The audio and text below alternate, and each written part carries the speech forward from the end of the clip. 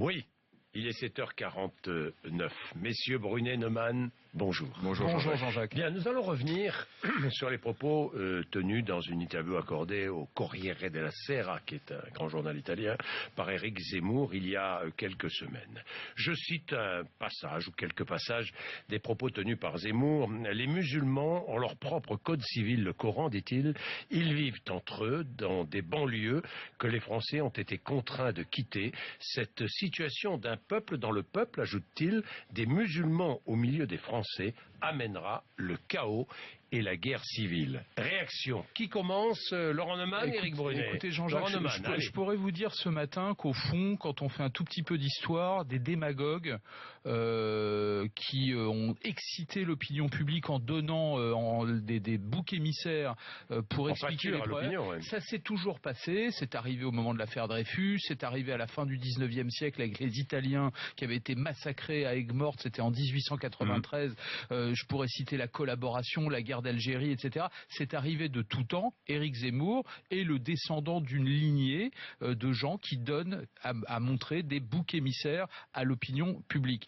Il a quand même franchi un cap. Il est en train de devenir ou de dire à propos des musulmans ce que Dieudonné dit à propos des juifs. Jusqu'à présent, certains, lui en particulier, expliquaient que l'islam n'était pas compatible avec la République. On est passé au stade supérieur dans cet entretien. Il explique qu'à terme, les musulmans ne pourront pas rester dans ce pays. Ils ne sont pas assimilables. Exactement. Il le dit ça. Alors j'oublie l'idée de la déportation, parce que lui dit que ça a été mal traduit. J'oublie la déportation. La question n'a pas été posée comme ça. On dit, mais alors qu'est-ce qu'on fait avec ces musulmans? On les renvoie en avion, en bateau, et on n'a pas employé le mot déportation, c'est vrai, ni l'intervieweur, ni lui. Mais ça veut dire quoi? Ça veut dire en gros que ces gens qui sont français n'ont plus leur place en France, et il a le droit de dire ça, il a le droit de dire ça sur les antennes, dans les journaux, et ça ne choque personne?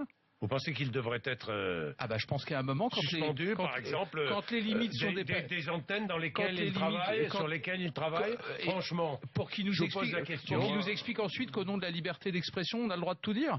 Moi, je pense. Éric Brunet. J'ai entendu le patron des députés socialistes, Bruno Le Roux, demander qu'on l'enlève effectivement de l'antenne d'RTL, qu'on l'enlève d'un certain nombre d'antennes. Ça me semble tout de même excessif. Je suis en désaccord total avec ce que dit Zemmour. Mais désaccord sur quel point, Éric Brunet? Quand il stigmatise une communauté qui fait partie de l'équation française et qu'il dit qu'elle est insoluble dans la République française, je suis en désaccord avec lui. Voilà. Je ne supporte pas qu'on montre du doigt des millions de personnes, voilà, et qu'on en fasse un paquet homogène. C'est vrai qu'il n'y a pas que des musulmans pratiquants qui vont à la mosquée. Donc ça, pour moi, c'est intellectuellement inacceptable. Mais alors, en France, il y a des dizaines et des dizaines de personnes qui, tous les jours, parlent et qui sont intellectuellement inacceptables. Céline, l'écrivain, c'est intellectuellement inacceptable. Je n'ai pas terminé. Aragon, le poète, qui a fait des poèmes sur le KGB, à l'époque où le communisme a tué des dizaines de millions d'individus, c'est intellectuellement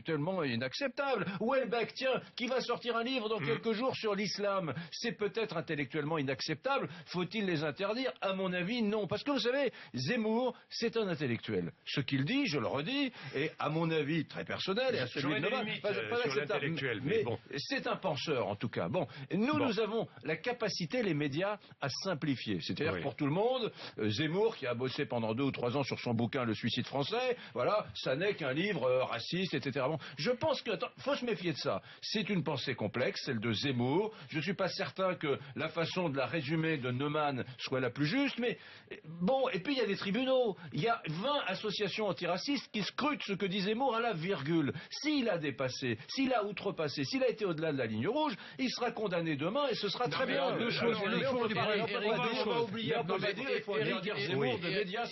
deux choses. D'abord, je pense que ce dont on parle ce matin ne relève pas seulement des associations antiracistes, ça relève de tous les républicains dans ce pays qui ont encore un peu de principe. Deuxièmement, vous dites que c'est un intellectuel. Oui, sans doute, mais c'est un intellectuel qui a mis toute son intelligence au service de ses névroses et, j'ose le dire, de sa bêtise.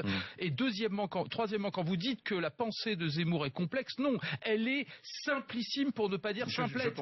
C'est-à-dire d'expliquer que tous nos mots proviennent de ceux qui sont de religion musulmane dans ce pays. Il n'y a rien de plus simpliste et bête que ça. que ça. Vous savez qu'il a un discours sur la féminisation de la société. C'est encore pire. Non, mais il y a plein de choses. C'est encore pire. Mais que vous soyez pas d'accord. Moi non plus, je suis pas d'accord. Mais je suis pas d'accord avec des tas de gens. Je suis pas d'accord avec Mélenchon. Mais je ne veux pas qu'on coupe le sifflet de Mélenchon. La pensée de Zemmour est complexe. C'est le contraire. C'est une pensée manichéenne en noir et blanc où, en gros, on désigne des boucs émissaires à la vindicte populaire. Je vais plus loin en désignant comme ça une frange de la population française, une partie de la population française.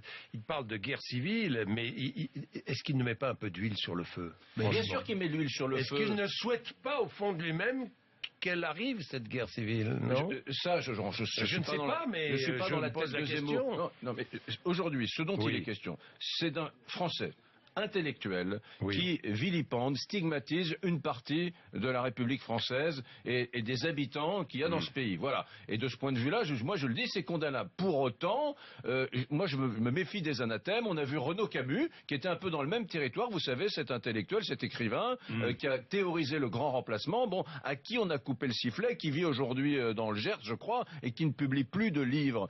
Moi, mon souhait, ça n'est pas qu'on interdise aux gens qui sont iconoclastes, même anti-républicains, même violents. Arrêtez, Éric, arrêtez de dire comme Zemmour, ça vous plaît? Mais ça me pose un problème personnel. Éric Brunet, de leur couper le sifflet. Dire que la pensée d'Éric Brunet, je pense qu'il y a des tribunaux pour les condamner. Éric Brunet, dire que la pensée d'Éric Zemmour est iconoclaste, pardon, quand il dit que les musulmans, les 5 millions de musulmans dans ce pays ont un code civil qui s'appelle le Coran, mais c'est le contraire d'une pensée iconoclaste. C'est une bêtise.